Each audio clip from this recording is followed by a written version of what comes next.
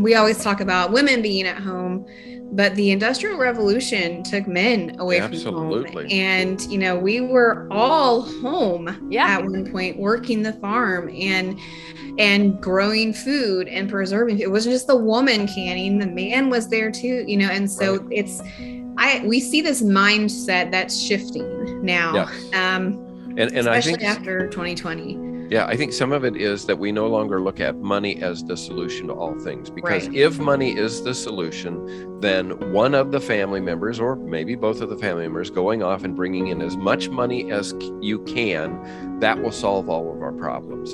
And I think we are beginning to see that that does not solve our problems, but that time together, working together, we can provide for ourselves. Well, and it's crazy when you realize not only does one or both spouses not working not solve the problems, but it makes so many other problems unsolvable. Because when both spouses work, who has time for political engagement locally? But there's so many of our modern problems flow out of the Industrial Revolution fracturing the nature of a household. Which is a man and a woman having a joint mission together that requires the addition of more men and women, a labor pool. There's just this beauty in the way households are the backbone of everything else. There's a huge message of hope in that, because aren't we all sitting here partly because we have this sense, or we started out with this sense, that what the culture was offering us was not adequate, and it shouldn't be, hopefully wasn't all there was. And then you realize at some point, to your grief, that really we live in a very fractured and diseased culture.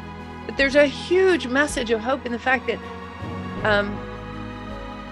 good choices in farming, in food, in family, they all have to do with honoring the nature of how these things were created. And if you do that, it's just like those cows that we buy that have been on grain, but we put them on grass, we take good care of them, and they go back to the way they were created to be. That's right. Families return to, that's right, the nuclear family spreading out into the community, and families knitting together into villages.